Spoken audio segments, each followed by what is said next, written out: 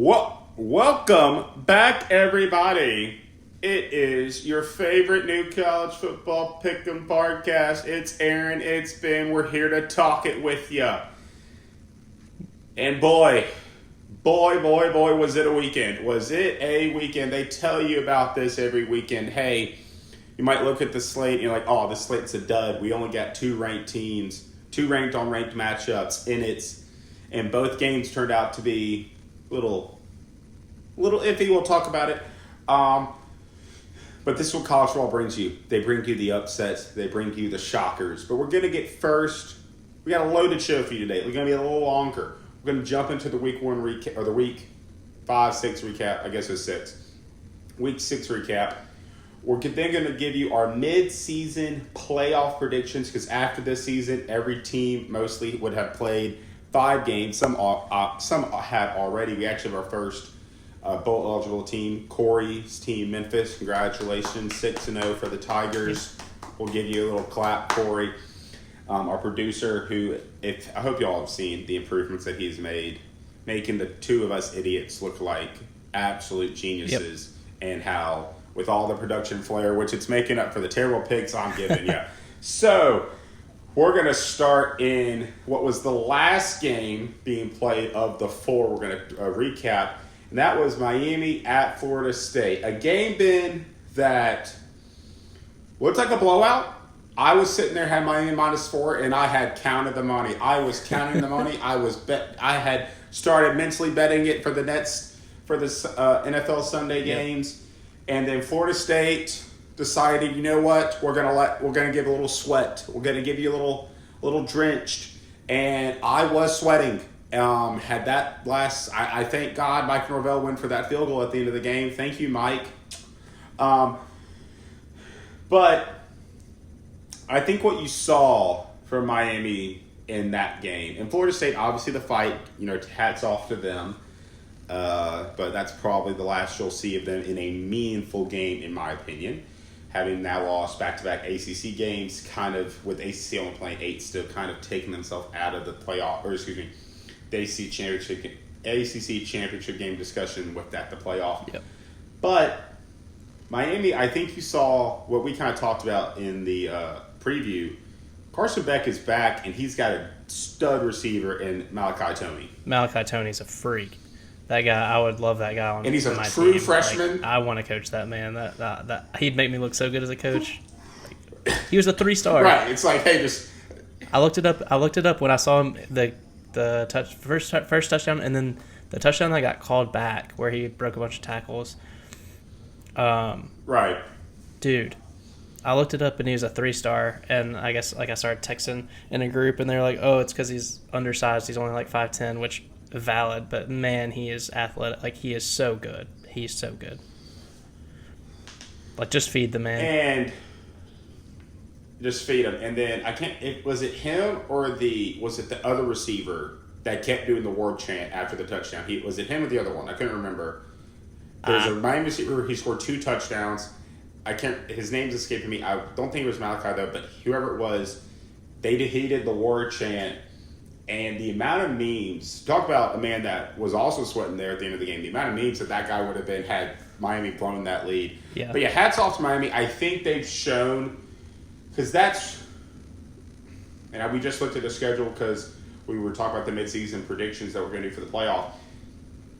That's really the last, they're going to have some iffy games, but that's the last true test, at least from now, at least from this perspective looking at it now, until they get to the ACC title game, if they are able to win out or at least go 7-1 in the ACC, they'll probably still end up in Charlotte.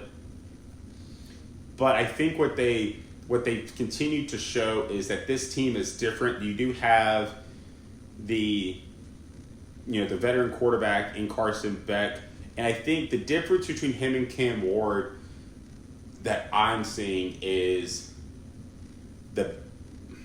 and this is no slight on Cam Ward, but Cam Ward, of course, went from Incarnate Word to Washington State in the Pac-12 and then to Miami. Carson Beck came from the SEC. So he did, in essence, he had played in big, not saying Cam Ward hadn't in Washington State, but he had played in big-time SEC 230 games, whether it's on ESPN, CBS, whichever it was.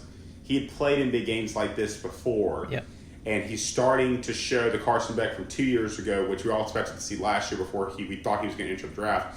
And I think that is a recipe for success for Miami later in the season.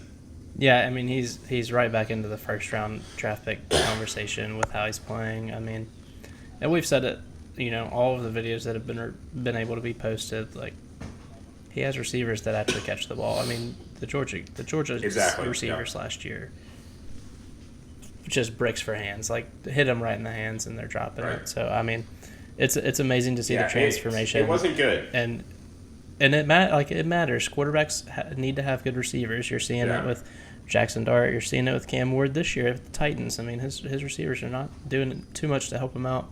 I'll say too, to add to the Cam Ward, Carson Beck comparison, Cam Ward, and you're seeing this now with the Titans because I'm somewhat of a Titans fan just based on geographic location. We're close to the Titans.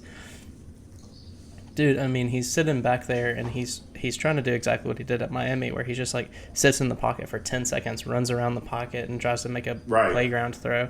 And it's not working in the NFL so far. I mean, sometimes it's working and we won against the Cardinals, but generally it's been a struggle and he's taking way too long to process and get the ball out. And Carson Beck's really good at processing defenses and getting the ball out where it needs to go. So I think Carson Beck's doing a phenomenal job right now. And it's the quick thinking for Beck that I think is boding well for him, not just in this season, but as you mentioned, playing himself back in the first round. I'll actually get to that when we talk about one of our later games. The other game that we're going to touch on was the other ranked tournament matchup. Diego, what happened in that second half, brother? What you talk about all the talk you had talked about, preseason, and the quote comes out that I think he had said it months ago in the week leading up, where he said, hey, if we play our game, no one can beat us. Well, Diego, I don't know if that was your game, but you got beat, brother. You got beat, and then Theo Vaughn and Johnny Manziel and yourself are deciding to get into fights with old Alabama fans, but hey, more power to you there on that one, brother. But I think what you saw in the second half, especially, was we might have written off Bama a little. Now, granted, luckily we don't have. No one's going to see those videos, at least the audio of them. Yeah, week 2 and 3. Actually writing off Bama. Yeah. When we actually had written off Bama, so there is no proof that we did that. Correct. I didn't tweet anything. So, I think, if I have, I'll go check and delete them. But no, I think what you're seeing now is not only was Bama written off as being Kalen DeBoer is going to get fired, all this stuff, but Bama might have a quarterback. And I think, and I'm not saying Ty Simpson is Heisman Trophy caliber, but he is, and I'm not saying he's Tua or Jalen Hurts, he's like Mac Jones. Now, granted, Mac Jones, NFL, terrible. Now, granted, he's okay now, but I'm a Patriots fan. He had one good season, and then he was terrible. So, but he's the Mac Jones, Jacob Coker, Greg McElroy build where it's, hey, just win us the game, but he can sling the rock, and he has talented receivers. You're Ryan Williams, you have Bernard, you have Jaron Miller in the backfield.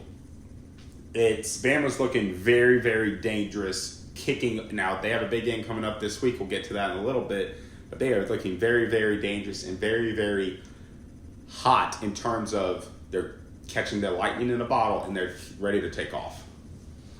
I would agree. I think I'll just say on Vanderbilt's front, I mean, the game would have been completely different if Pavia doesn't have that fumble. They're about to go up 14-0, 14-3, whatever it was.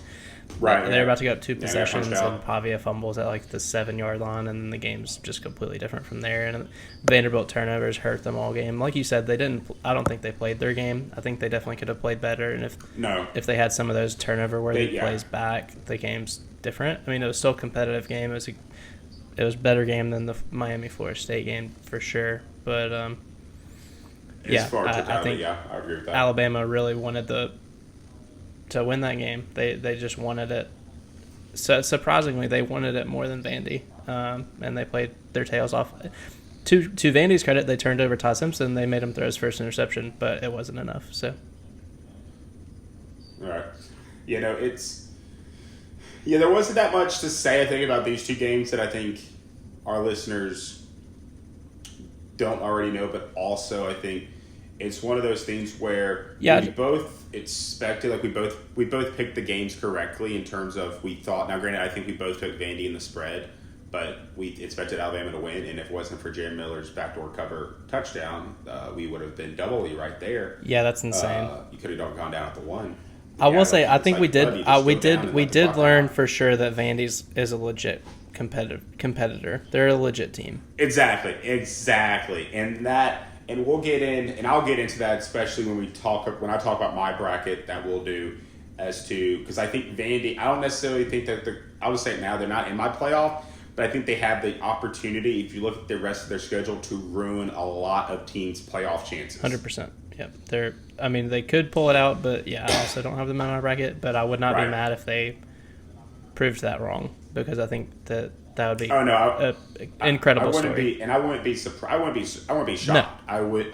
I would be surprised, but I wouldn't be shocked, just because like I mentioned, they have a lot of teams on their schedule that they could ruin their playoff chances.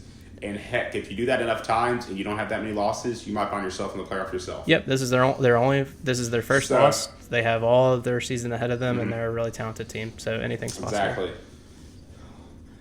Now, for teams that don't have maybe that much season ahead of them, Ben, I wanted to mention this last week, and looking back at which I had, but leading into last week, if I asked you.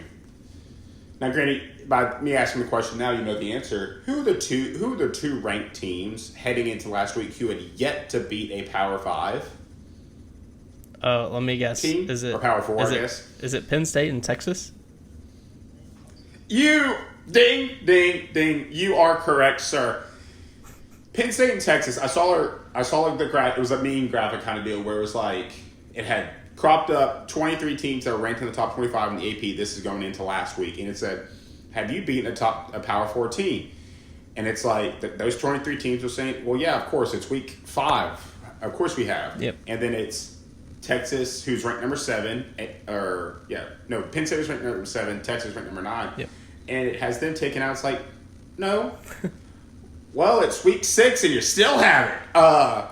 Texas, I think Arch played better in the second half. They lose to Florida 29-21. Arch played better in the second half than I think people might give him credit for. The Texas defense and what Florida, because Florida did it, and we talked about this last week, and you picked it. You said you thought Florida was going to have a chance to hang with them because you were betting on Billy Napier to change his play calling and actually run the ball, and that's what he did. He used the running game to help Lagway. 27 carries, and man. That's the most carries he probably had all season, because I think it was like 10, 12. He finally unleashed ball and balled out, for lack of a better term. But I come away from this game, and my issue, first of all, it saves Billy Napier's job for another 2 to 3 weeks. Now, he still has a lot of season left. He has a lot of games left that if he loses, he'll probably get fired.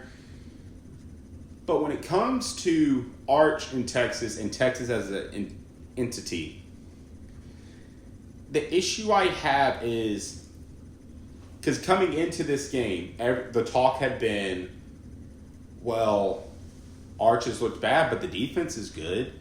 Now, granted, again, we just mentioned how Florida changed their offense. They actually ran the ball. But if that is all you have to do against Texas is get physical and have a running game, and you look at the rest of their schedule, you might lose at least 2 more games, Texas. And you got a tough one this week. We'll get into that against Oklahoma.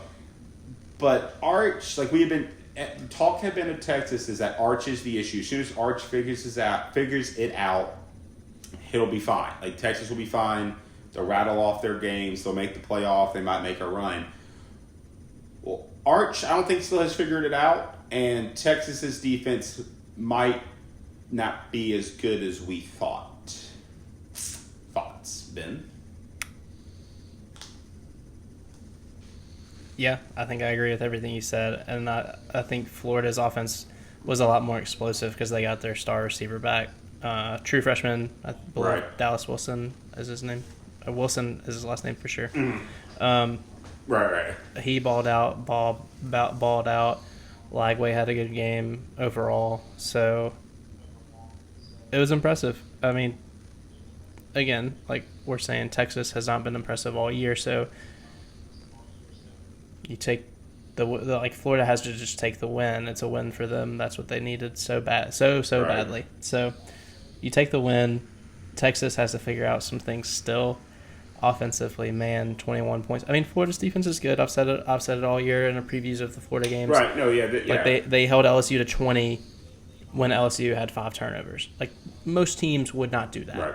Like most normal defenses are not able to do that. If you turn the ball over 5 times, you're giving up at least 30.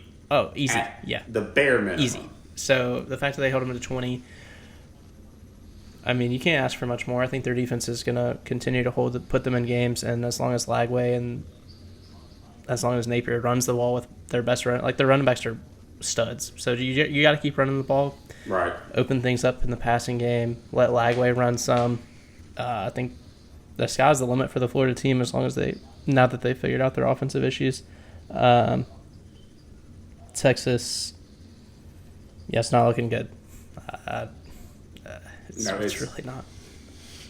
It's not, and I'm kind of here for it because during this game, Mississippi State, of course, we lost. We're 4-2 now, and I'm still trying to get to a bowl game. There's one game I still have looked at as I think we can win it, and then the other game I think flipped. I thought we could beat Florida. I don't think that now, but I think we have a chance against Texas. That's just the personal side.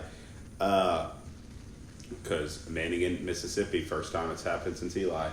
So now, the game, the shocker of all shockers. It might have been the biggest. It wasn't the biggest point spread upset we've seen because I think it was only 22, 23 and a half. Might have been 24 and a half, depending on your book. UCLA, who had not led, yes, they were 0-4, had not led a second. They had trailed or been tied for 240 minutes of football with an interim head coach, an OC that had never called plays, puts up 42 on Penn State and beats the Nittany Lions, and it's over. Yeah. Like, Bye. James Franklin's by, Drew Aller obviously, and it's. I remember I watched the game and I said to myself, and we had talked about this previously off air about, you watch a game and you kind of get if you're betting it and you kind of get the feel of the game. I watched this game and I said to myself, what's stopping me from, because especially after that first drive, when UCLA just went right down the field. And the only reason I didn't bet UCLA money line right there was I did remember the North Carolina TCU game where North Carolina first drive went right down the field, but then it was a TCU blowout. Yeah.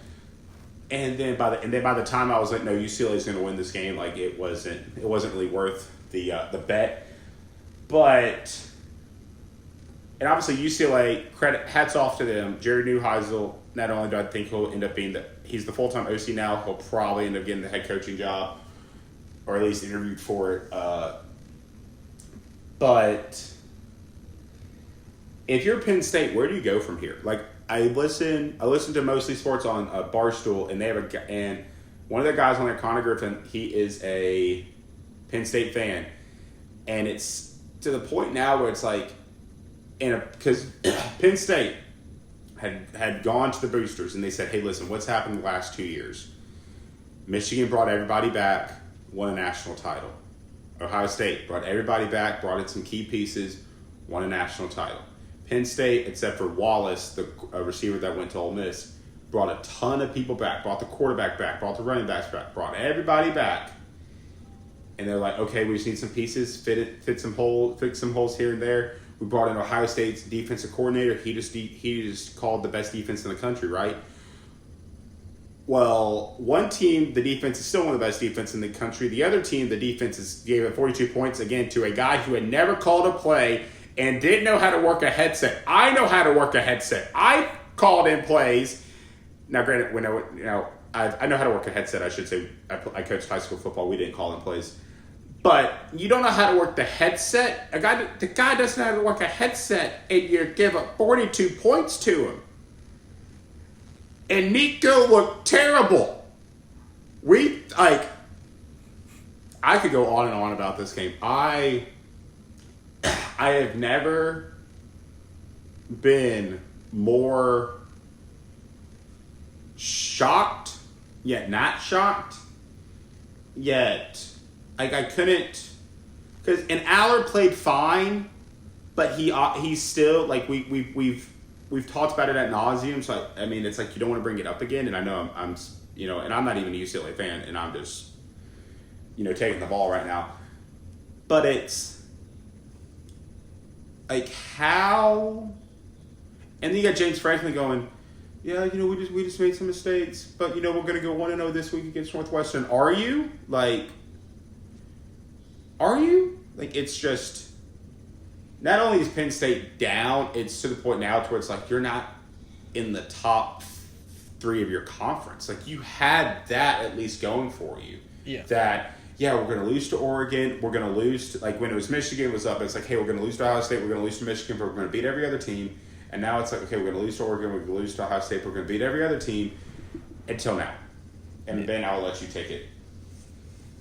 Yeah, I think this is just hilarious. I mean, as an Ole Miss fan, we beat them in the Peach Bowl 2 years ago, and you just kind of saw, like, this team is not built for the big stage. Like, our Ole Miss team was 10-2 and ended up being 11-2 after that game, and it was our first 11-win season in, like, program history, I believe. So it was a huge win, and we just mopped the floor with them. It was not competitive at all. They did not look like they deserved to be on the field with us. So I think from that point on, when people talked about Penn State in such a positive light, like, oh, they could be national champions if they just beat these really good teams. It's like, well, they can't. Like, that's the one thing. Like, they could compete for a national championship, but they can't.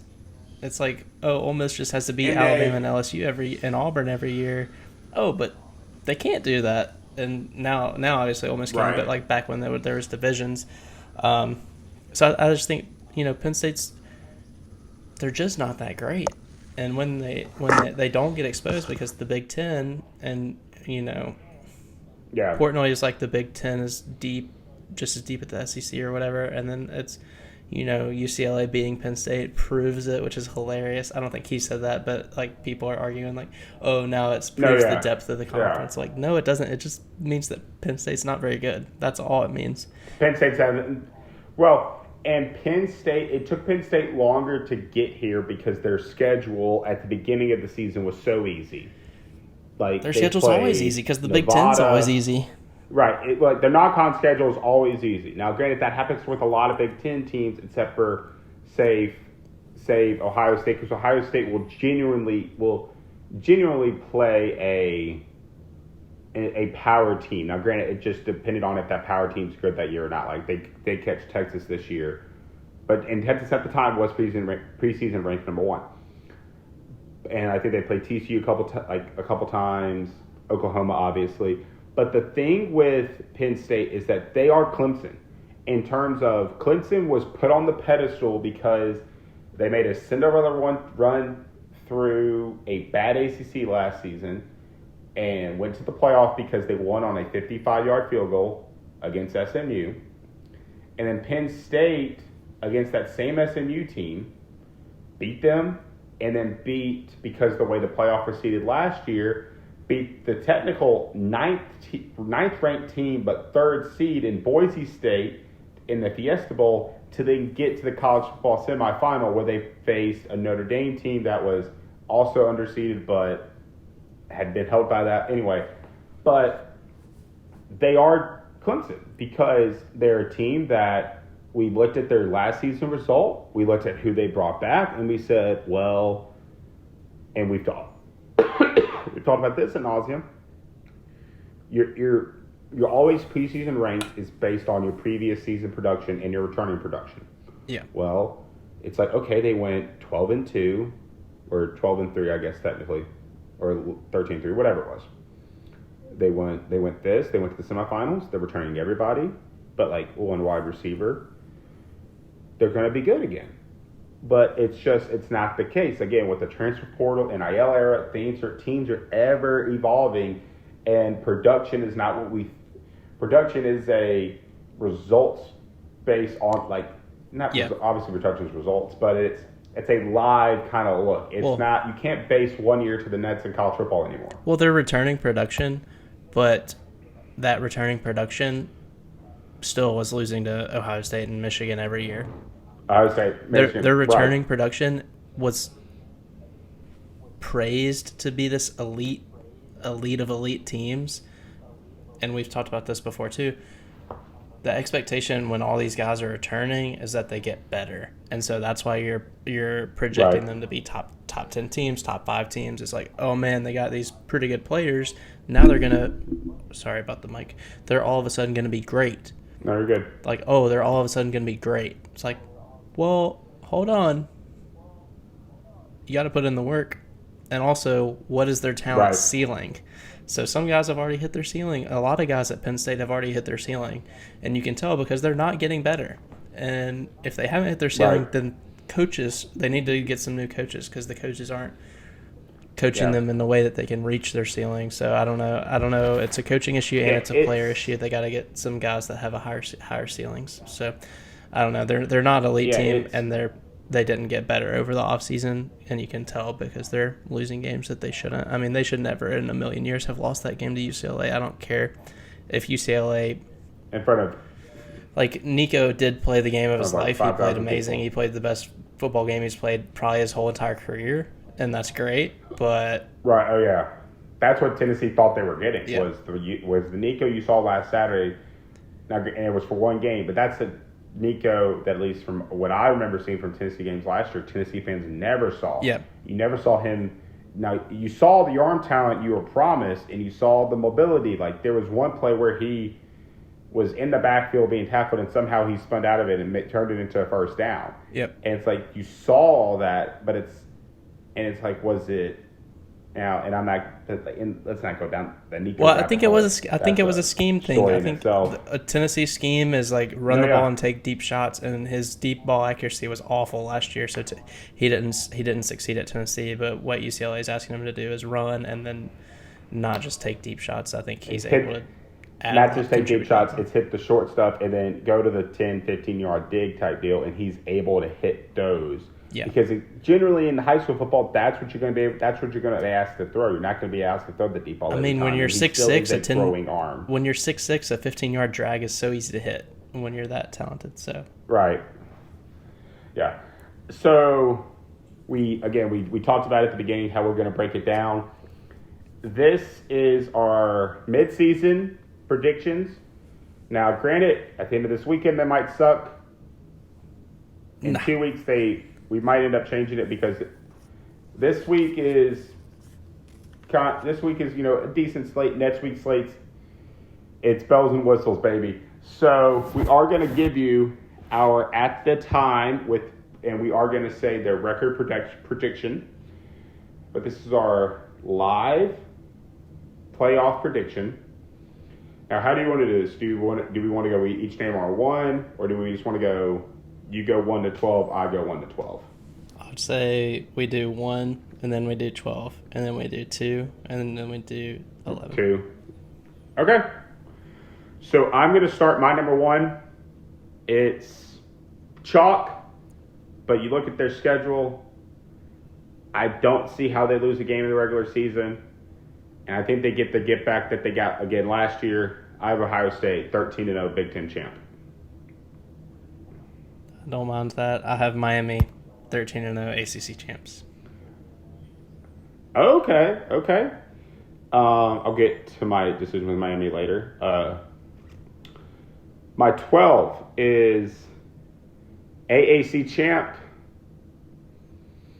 Group of 5 champ. Well, Heisman Group of 5 team, however that goes. 12-1, because I think they lose the first matchup. Get the gift back.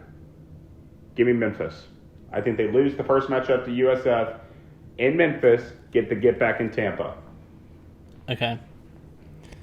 I'll pick, but I do think it is the American Conference champion. So that's between probably USF, Memphis, North Texas, and Tulane. People are kind of just throwing Tulane out after Ole Miss blew them out, but they're definitely still right in the mix. But I am going to go... I can't go Memphis, unfortunately, because Memphis always chokes, so I will go North Texas. Oh! So are you saying 13-0? I'm saying 11-1. I think they'll lose a game. But then I think North Texas, they might lose to USF this week or they might lose another game, but they'll win their conference championship. Win the conference, so 12-1 in total. I gotcha. All right. My 2 is SEC champ. And I hate to say this because a podcast I listen to, one of the co-hosts is a fan of this school, and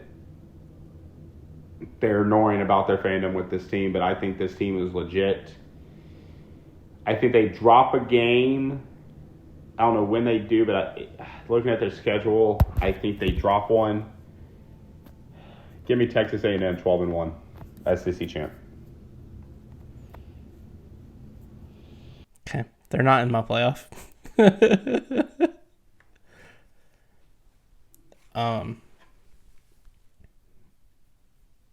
Yeah, I think they have a bunch of losable games, and I think that they will lose quite a few of them. I think that defense legit, and Reed. Now, granted, Reed threw a pick, but against State. But I don't know. I'm sipping the Aggie Kool-Aid right now. Now, granted, hopefully, now in 2 weeks when we do this again, probably after next week's games, which we might, because next week's games will really, I think, kind of eliminate some teams. But we might do this again before the actual playoff. Yeah. So just kind of briefly, I have Texas A&M losing at least to Florida and Missouri, and then potentially. You said Florida and Missouri, and then Texas, and then potentially Texas, I presume. Yeah. Okay. Sorry, you got to cut out a little bit there. Yeah, I was trying to look it up, and then my thing stopped recording, but I fixed it. So, and I didn't talk anytime during it. So, thanks for that. Sorry, Corey. We're behind the scenes. My 3 seed is a team that I think will go 12-0. Oh wait, I didn't do my 2 seed.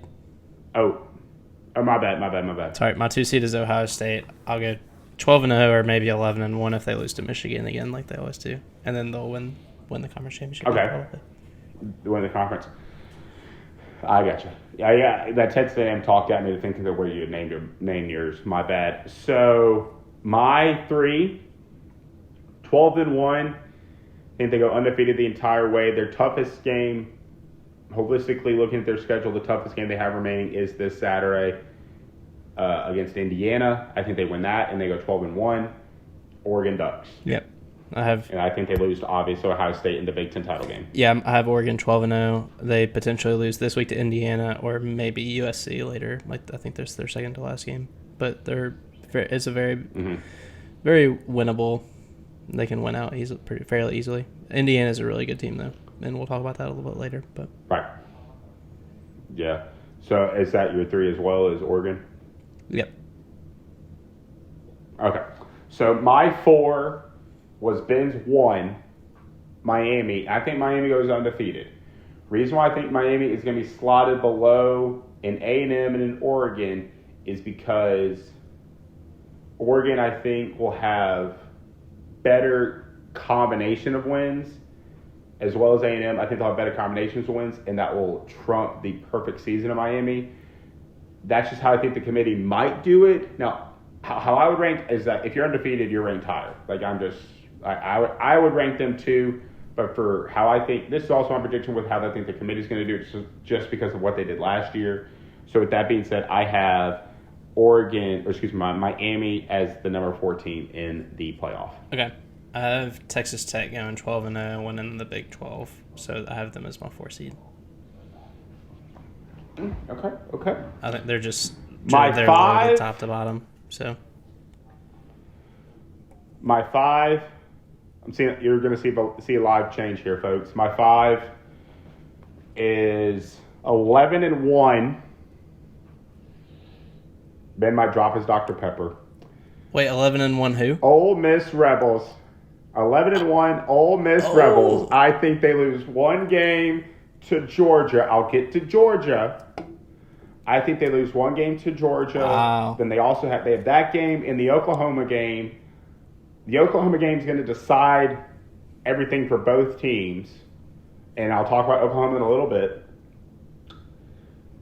I think Ole Miss, now granted, you talked about Memphis and choking, so you have to admit Ole Miss has been in spots like this and has choked themselves. Yep. I.e. last year's game against Florida. Yep. But I think there's just something different about this team. There's just something different about Chambliss, and you talk about seeing a quarterback that has won it. Chambliss, now granted, it was at D2, but he has won a national title. Right.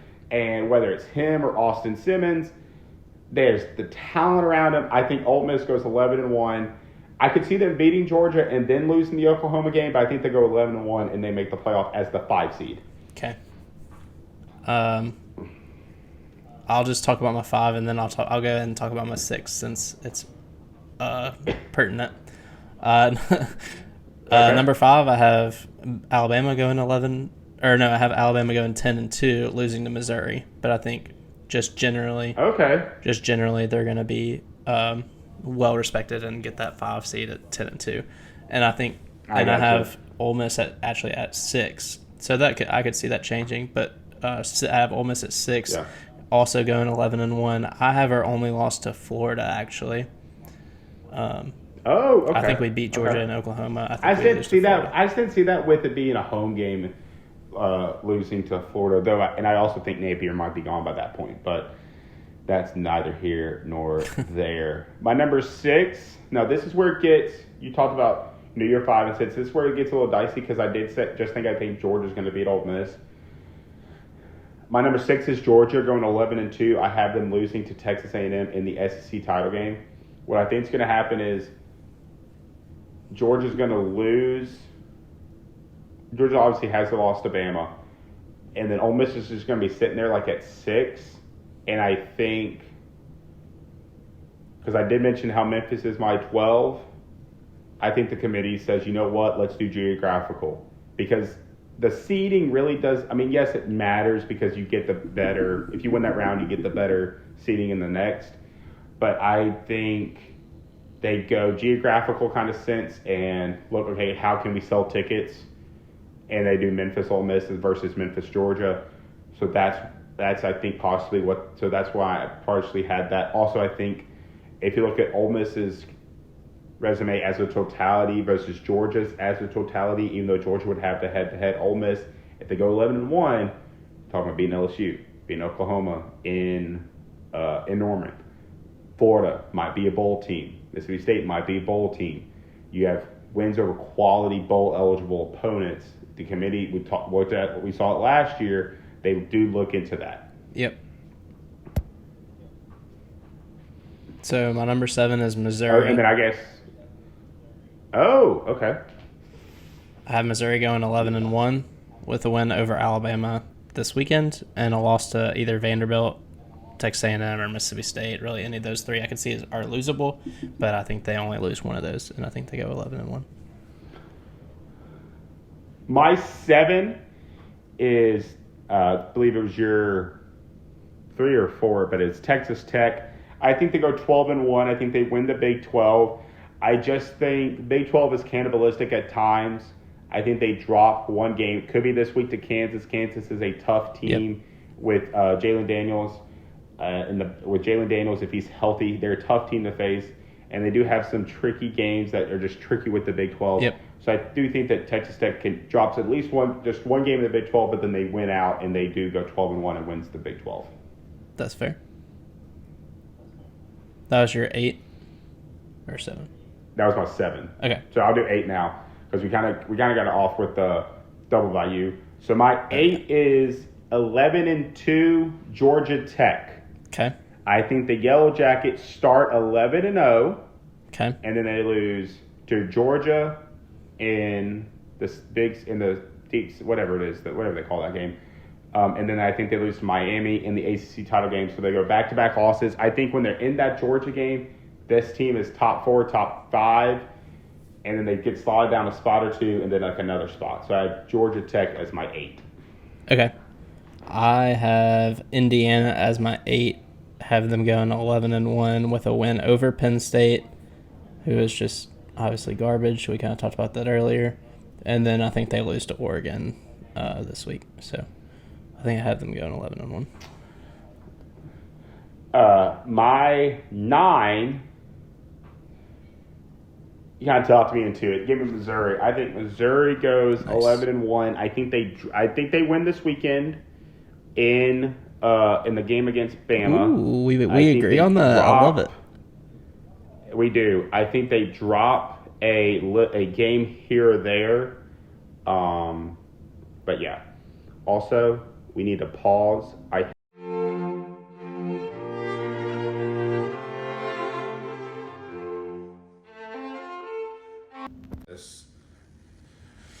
Okay, yeah, but yeah, I think Missouri, they have a tough schedule, but I think this is a team that they can avoid a loss, possibly two. And when you think about that 9 range, that 9 to 11, you're going to be talking about teams that have had 2 or more losses. So I think Missouri easily can get in, even if they lose this weekend to Alabama, I still think that they can possibly get in at 10-2. Yep. 100%. I would agree that they could get in at 10-2. Okay. But I have them at 11-1 as my 7 seed. So my 9 seed is Utah, 11-1. I think they win out the rest of their schedule. I think that's the most likely scenario. I think that in that case, obviously the Big 12 gets 2 teams. Utah is super talented. The Big 12 is, like you said, it does cannibalize itself, but I think Utah and Texas Tech both stand out. Texas Tech obviously handled Utah, but I think Utah's still a very, very solid team, and that people have just tossed them to the side, and I don't think that they deserved that quite yet. So that's my pick. Just looking at the remaining schedule, I don't see too many losses. Right. So in your projection, you have them going, I guess, 11-1 in the regular season, and then losing to Tech in the Big 12, but then still getting in. Yep. Okay, I got you. They would get in as the 9. That's a 10. My 10 is, and this is a team that was in it last year, got a lot of hate because they didn't have a good showing, but I think they're a lot better than they were last year. And I can honestly make this argument for this team being higher, but I just think there's teams that they thought were going to be good ones on the schedule that are not anymore. I have Indiana. I have them 11-1. I have them losing to Oregon. And then, we kind of touched on it. The Oregon loss, and then you have Penn State, who you thought might be a good win, probably not as good as far as setting yourself up. So, in that sense, they really could only finish with like 1 ranked win. That might hold them back as far as seeding. But I think this team, if they win this weekend, you're talking national championship type team. They are already. For sure. I think that I have them at my 10 spot, but this team can arguably be up all the way to 7, in my opinion. Yeah, I have them as 8. I think we're kind of in line on that. I think they're almost assuredly going to beat Penn State, and then it just kind of depends how competitive they are with Oregon, right. Which I think it'll be a good game. Yeah. So, I think that's pretty reasonable. My 10, you already said this team. I'm pretty sure Georgia Tech. Yeah. Where did you have them? I had them at 8. I had them going 11-2. Okay. I have them at 10. I actually have them at 12-0 with the loss to Miami, but I could see them losing to Georgia. I could see them losing to Georgia and being 11-1 going into the Miami Conference Championship game. Their schedule is just so winnable. Winnable. It's so easy. So I think because of that, I think that holds them back seeding wise. I think they I see what get you're 10. saying. Yeah. Even at 12-0. But obviously the loss to Miami in the conference championship could be a splattering and set them all the way back to 10. But they're a really solid team as long as Haynes King is healthy. I think they're in the playoffs pretty comfortably. I just think their schedule, it's lining up somewhat like Indiana's last year, but different in the sense that they're playing teams. Like we thought Clemson was going to be a lot better than they are, and countless other teams. And I just don't think that they. So I think that I completely agree. Like I talked about Indiana being 11-1, being 10. I could easily see the committees flip flopping those two teams and giving Indiana the home game, and possibly knocking Missouri back. Like especially if Missouri's like 10-2 or something. But yeah, my 11 seed. And I think this is the last at Power large. I think this is strictly based off of their schedule and their losses they've had and how close they've been. They've lost 2 games by combined 4 points. I think it's Notre Dame. I think Notre Dame goes 10-2. Their 2 losses would be to the number 4 team in my bracket, Miami, by 3 points at Miami, and a 1-point loss where a holder dropped the snap to the number 2 team in my bracket, Texas A&M, by 1. And I think 10-2 Notre Dame gets in with that 11th spot.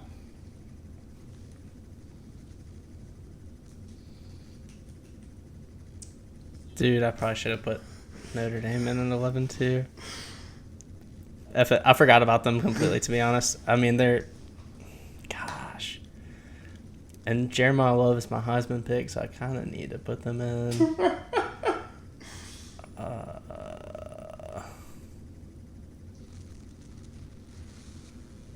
I mean, you've already made it. Screw it. I don't think they're getting in. Yeah. Huh? I'm saying you've already made it. I don't think Notre Dame's in. I think. So who's your 11? Here's my 11 seed, and this is clickbait a little bit, not really, but Florida. I think they went out. They're the first 9-3 team in the playoff. I mean, if they went out, they would have the wins to get in. Yeah. I understand your logic. So here's what I wrote down. Florida 9-3. With wins over Texas already, wins over Texas A&M, Georgia, Ole Miss, Tennessee, Florida State.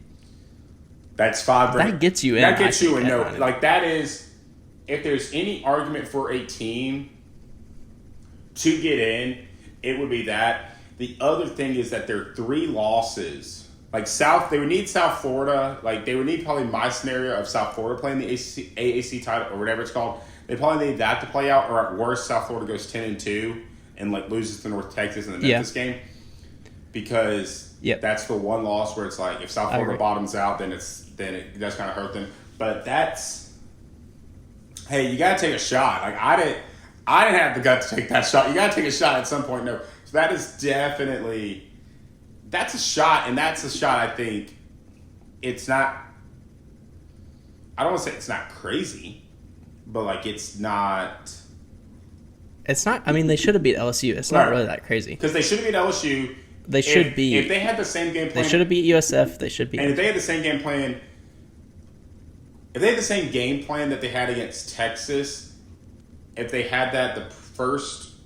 Or they 1-3, so their first 4 games, they might be undefeated. Now, the Miami game, they might have lost that regardless, but they probably would be undefeated. So, yeah, no... I think they would. And, of course, there's going to be Bear fans clickbaiting. There's going to be Oklahoma fans clickbaiting. We let both of them out. My issue with both of them is that Oklahoma has a gauntlet. Like, you talk about Florida having a gauntlet to get to 9-3. Oklahoma has to play Texas. Yep. They have to play Missouri. No, they have to play LSU. LSU we don't have in. LSU I just don't think is that good. Like, quite honestly, I just don't think they're that good. I think they drop... Agreed. I think they dropped the Bama game. Dude, I mean, you watched the LSU Ole Miss game. Ole Miss was dropping 8 into coverage They were only rushing 3, and they were still getting pressure on Nussmeier, and like that's a recipe for losing every game that you play in the SEC. Like if Ole Miss can do that to you, you better bet every other team is looking at that tape and like, oh yeah, maybe like you literally Ole Miss was begging LSU to run the ball, and they still just wouldn't. You're rushing 3, you're dropping everyone back, and LSU still doesn't run the ball. They just don't understand how to offensive play call. So I think LSU's out. Yeah. I agree. I think Oklahoma, obviously the material injury hurts. Their offense has been pretty dynamic, but it's I just think they have a gauntlet to carry them. Like they have to play Missouri, they have to play LSU, they have to play Ole Miss. They have games that they drop 2. Like if they go 10-2, they're gonna fall into the trap. They're gonna fall into the line of, okay, well, who'd you lose to, and then what's that team's record? And there's you finished with the team, lost to a team with a similar record as you, head to head. They get the edge over you for the tiebreaker as far as getting into the playoff. I didn't have Bama. Yeah, I think Florida. I didn't have Bama in. I think Bama could easily be that 10-2 team. Like even if they, like I said, I think they could lose to Missouri I think they'll lose to Missouri this weekend. Yeah, Bama's that team that if they went out, like we talked about Florida having the chance to, wreck some teams. I think you have them in the playoff, but I think Bama has the chance to wreck some teams and then get themselves back into the playoff discussion. But I think that they end up out at 10-2. Yeah, other notable teams that we have left out. I actually have Georgia left out. So me and you kind of Bama, Georgia flip-flopped. You have Bama out. I have Georgia out. I think Georgia they should have lost to Georgia Tech last year. They can lose that game this year still. They can lose. I mean, there's multiple. They'll lose to Ole Miss, I think. So they have multiple losable games. I have them losing to Florida, obviously. So that's 3 losses right there. And that would have them out. And Tennessee's also out on both of ours. And, I mean... I did just realize I made a boo-boo. I don't have a... I did just realize I made a boo-boo. I don't have a... I had Georgia at 11-1. Or 11-2. If I have them losing Ole Miss, they would actually be out. I'm going to flip-flop that. Georgia's out. Move Texas Tech up to 6. Move Georgia Tech up to 7. Actually, move Texas Tech up to 6. Move Missouri up to 7. Give me Georgia Tech at 8. Bama at 9. Bama's in. Bama's in. Bama's okay. in. All right. Okay. All right. And then Tennessee, I don't have a good explanation for why they're out. But yeah, they didn't look amazing against Mississippi State. They didn't look great against us. They had the Arkansas game this week. They lost that game last year. And Arkansas, you've seen it. Interim coach bump has happened. You had the only team that hasn't gotten it, I think, has been Virginia Tech, but they got the first couple games. Oklahoma State went and covered against Baylor. UCLA won against Penn State. Arkansas. Bob Petrino wants that job. If you want it, bud, go out, beat a top 15 team on the road, and you might get the job if you lose out. But I think Tennessee. I just think Heupel, his clock management at the end of the Mississippi State game was atrocious. It was absolutely awful. And they still won that game, and it didn't hurt them. So, I feel like that's going to hurt them against a better team than Mississippi State is. So, So I was running it down through for Corey. That way he can just put this up as the graphic. 1, I have Ohio State. 2, A&M. 3, Oregon. 4, Miami. 5, Ole Miss. 6, Texas Tech. 8, Georgia Tech. 9, Alabama. 10, Indiana. 11, Notre Dame. And 12, Memphis. Okay. And then I have 1, Miami.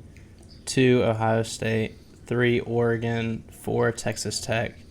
5, Bama. 6, Ole Miss. 7, Missouri. 8, Indiana. 9, Utah. 10, Georgia Tech. 11, Florida. And 12, North Texas. So that's our bracket. Again, I'm not going to do this one every week. We might do it after big weekends. Like we had a big weekend as far as upsets this past week because we done this last week. Probably would have had Texas. I might have had Texas in.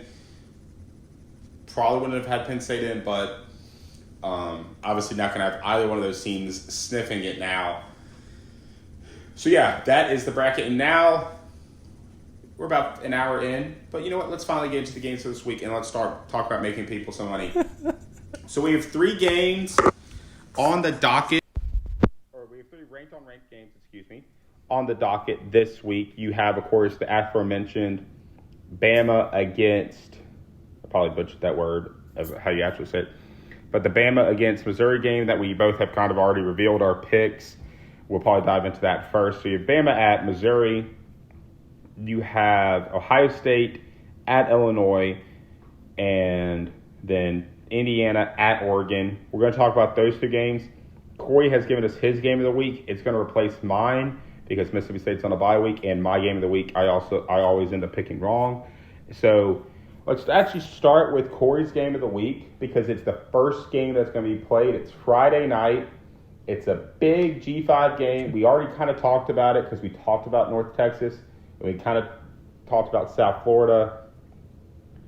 It's the South Florida Bulls against the North Texas Mean Green. North Texas South Florida, right now is a 1.5 favorite. It's pretty much a pick'em. Money line spread pretty much the same. Over under set at 67.5. Ben, give me your thoughts. I just think North Texas's offense is too explosive. I think USF really struggled against the explosiveness of Miami. They didn't really face an explosive Florida offense. They haven't. So the only offense that they've really faced that's explosive has been Miami that I can remember. Yeah. And I think that North Texas really is going to pose them problems for their defense. And there's enough tape on what USF likes to do that you can limit Brown's running ability, and you can try to just really all you have to do against USF is limit explosive plays. So I think that if North Texas can do that, they can pull it out. Yeah, I'm not going to sit here and act like I've watched any North Texas. I have seen their scores, and their scores do jump off the page when you're looking at the scorebook. Wait, they put up how much? I remember the Army game. They just. It's guys, those guys are going to be fighting for our country in a couple of years. Show them some respect. But, yeah, I just – as far as the pick goes for this game,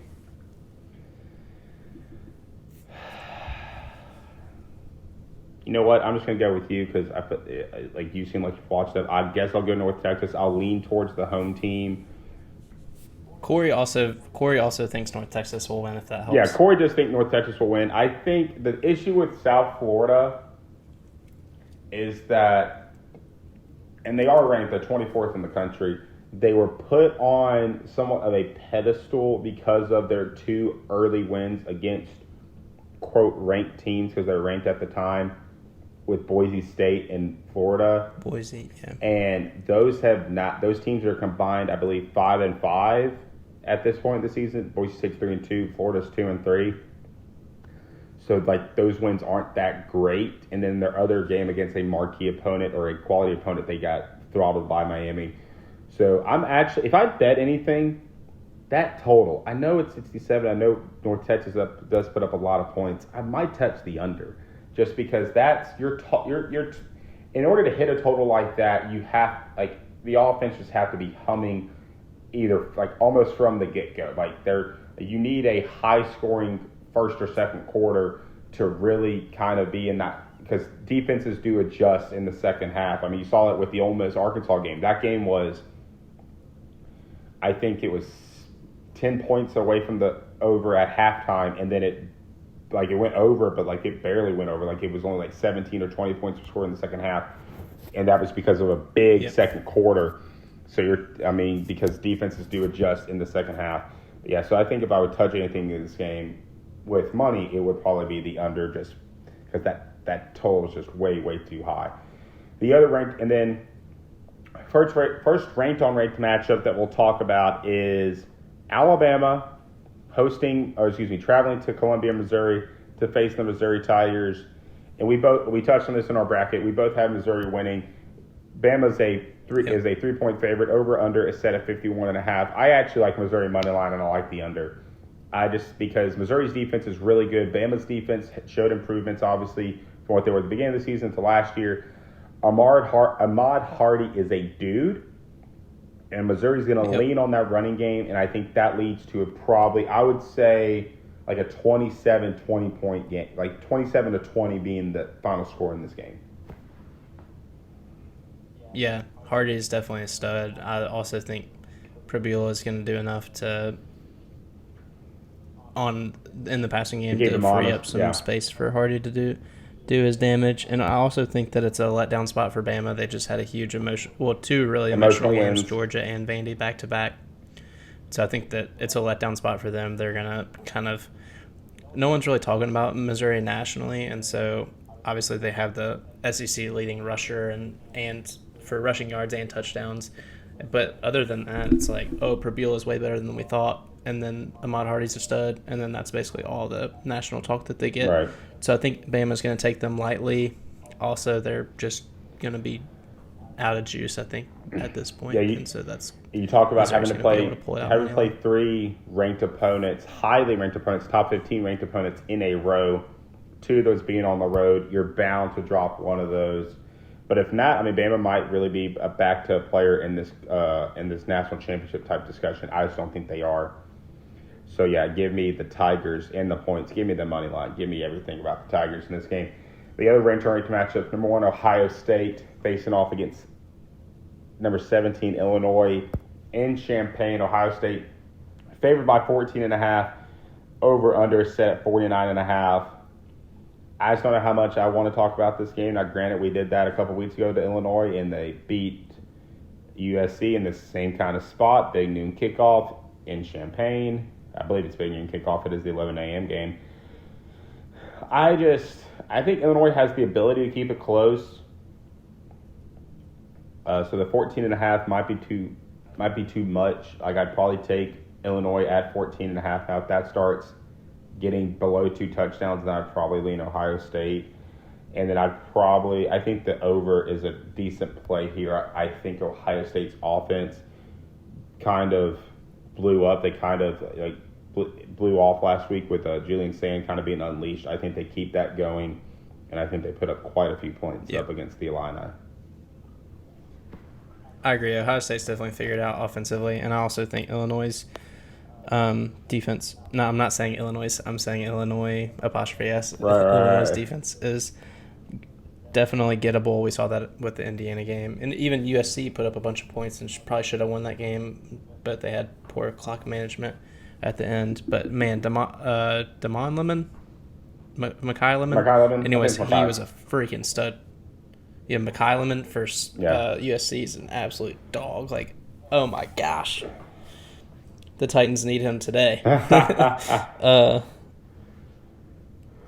so do the New York Giants. Anyways, I think I agree that Illinois, I did put money on Illinois covering the 14.5 over Ohio State. So I think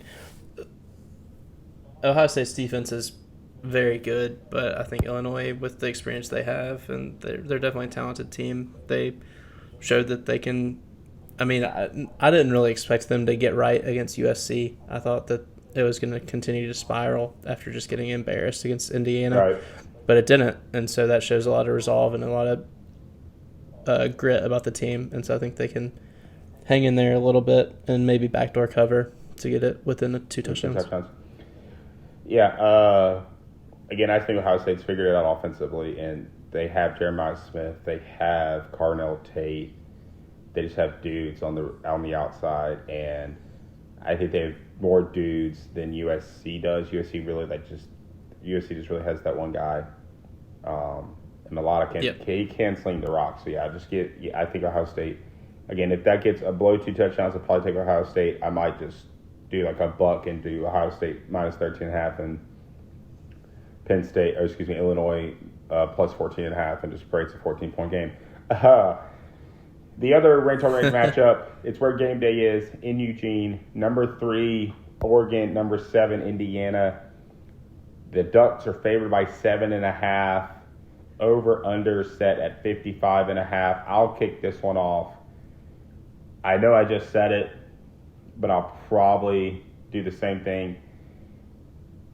In terms of betting the game, I'll see if that number drops below a touchdown. I think Indiana, I think that we both had them in our playoff. We both think they're legit. I think they're much, much more legit, if that's a proper saying, than they were last season. So give me I would agree. Give me the Hoosiers to cover. Give me the Ducks to win.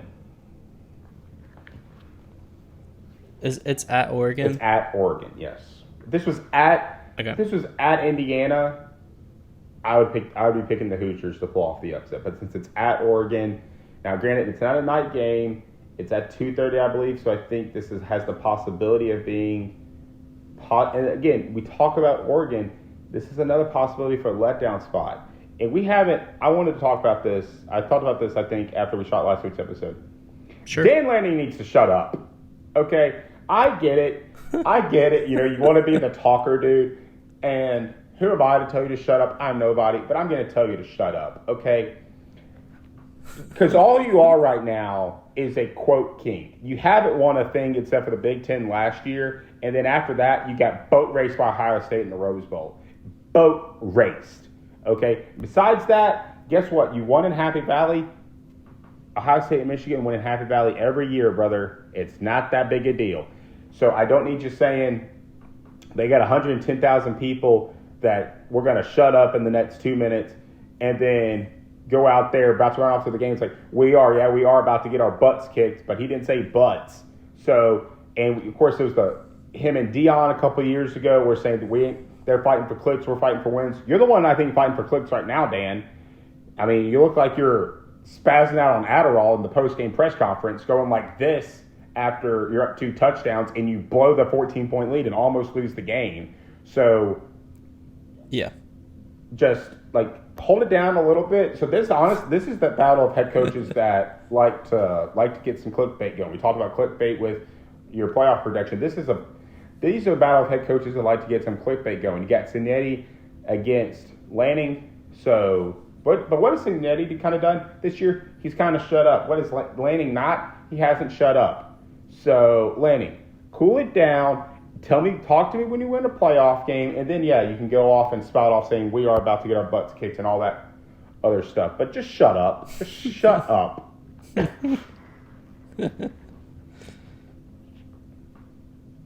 So, just transparently, I have put money on Indiana money line, but that's mostly just for fun. I do think that Oregon's gonna cover. I have broken Ben. I have broken the man. I think Oregon's going to cover. I think they win by like 10. Like, I could see it like, let's see, what's a good.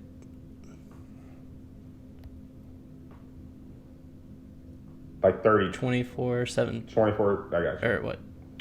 24-14. Yeah. I mean, their defense is 21, good. And this is the best defense Indiana's played all season. So their defense is good. Yeah. I mean, so I would say, any of those scores I predicted would the under would hit as well. Right. So. Yeah, no, I think the total's set too high. I think Dante Moore he's a really good quarterback, but I think this is a team that they haven't put it kind of in his hands yet, except for in the overtime against Penn State. And when they did put it in his hands, like, he played really well in the Penn State game, like in the second half especially. So maybe if they let him go, I could see the overhitting and I could see Oregon covering. But I just don't. Indiana's defense, I think, is really good. But yeah, Dan, you got a good team, and let the play talk in, not you. Jeez Louise. All right, and then our last game, our 5th game, before we get into our picks, which we are flipping up the order, we're going to go our individual parlays and then the big parlay that hopefully I have a lock that hits. I'm 0-5. Hopefully I have a lock that hits. And the other game we're going to talk about is another pick'em. It's the Red River rivalry. You know what? We're not part of PC culture. It's the Red River Shootout, okay? It's the Red River Shootout. It's what my grandfather's called it. It's what my grandfather's called it. It's what I'm going to call it. Oklahoma facing. Can't believe you. I know, right? We probably just got canceled. We've lost all the sponsors that we don't have. Oklahoma and Texas. Oklahoma is an underdog, and Okay, so go if you guys before we get in, while we're just taking a quick break, real quick, I saw a tweet. Josh Pate checked with FanDuel. The 1.5 point line is with John Mateer playing. Without John Mateer playing, the line would be Texas favored by 5.5. Just for what that's worth. So you're telling me? Wait. I thought this was with him out. You're telling me with him playing, they're saying that they're still an underdog? Yes. Give me Oklahoma money line over under set by the way 42.5. Give me Oklahoma money line with Mateer playing, with Hawkins playing, with Troy Aikman going back to Oklahoma, which for those who don't know, that's where he started his college career. Him playing quarterback with his body now. Give me the Sooners all day. Horns down. You suck. This is the episode that either gets us a lot of views or nothing. We're about to find out. Texas should not be favored against anybody. That is a good team in a neutral site, at home, on the road. And they will be because they're Texas and they're the Longhorns. Now, and granted, this is a classic Texas get-back spot in this game where they're down in the dumps. Oklahoma's undefeated. And we just talked about, we both said that neither one was going to be neither one had them in the playoffs. So this is a game that, in order for that prediction to probably be true, Oklahoma might have to lose. I just don't see it. I don't see Arch making the throws. I don't see Hawkins, I think, is a good enough quarterback to keep Oklahoma. I mean, he's kind of like Lagway in the sense of, I'd probably say him and Lagway are very, very similar.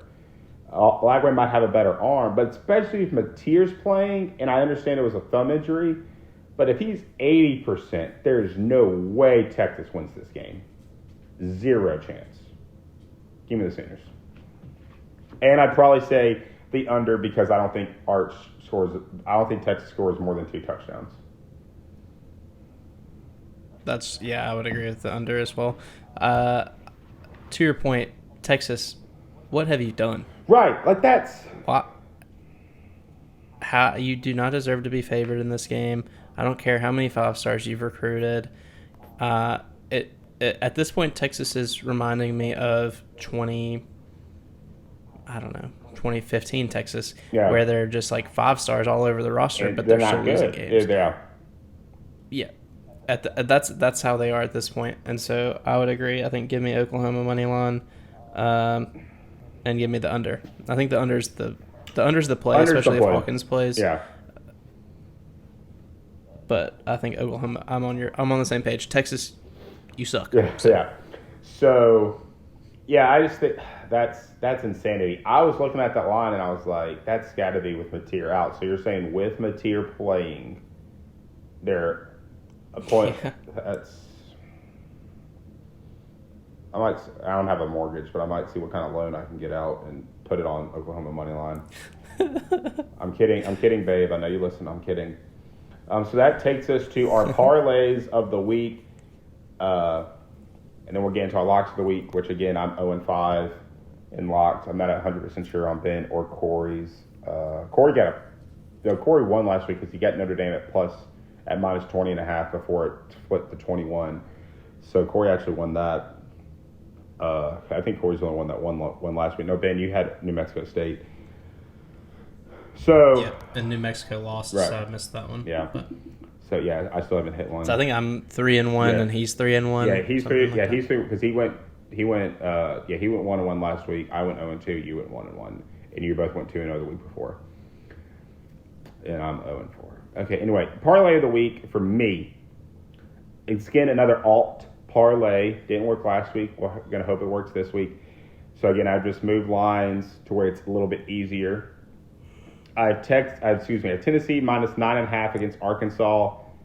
I just think Tennessee coming off the bye. Both teams coming off the bye. I think Tennessee they have a good offense. Arkansas. Let's not talk about that game. Arkansas, I just think the offense is there. I just don't know if the defense is enough to keep that game within 2 scores. So give me Tennessee minus the 9.5. You talked about Utah. I just think I think that Utah ends up being a really good team. You had them in your playoff. I just think that they get cannibalized by the Big 12, but I just don't think it happens this Saturday. Give me Utah minus the 3.5. Give me Texas Tech. Excuse me, I changed that line to 3.5. Give me Texas Tech minus 10.5 against Kansas. Give me the over in TCU Kansas State. I'm taking that at 52.5. I knocked it down a couple of points. And also I moved the line in the Oklahoma State Houston game. Give me the Cougars minus 10.5. Could be, talk about these interim coaches, Bob. It could be the time the interim coach kind of gets a win and a kind of an upset against the Cougars. I just don't see it happening. Houston, I think, is a really good team. They just ran up against a buzzsaw that is the Red Raiders of Texas Tech. So that is a 5-pick parlay. The odds are at plus 1,006. So $10 wins you just over $110. Nice. All right. My parlay, I have BYU moneyline over Arizona. I have Tennessee minus 12.5 over Arkansas, so we're on the same page on that one. Florida plus 7.5 cover Texas A&M. South Carolina plus 8.5 cover LSU. LSU's just not that great. So Illinois plus 14.5 over cover Ohio State. We just talked about that. And Nebraska moneyline over Maryland. So that is 32 times your money. So $10 would give you $320. $320. Yep. And then now we'll move into our locks of the week for the show lock parlay. I'll just start with mine. Ole Miss is back this week.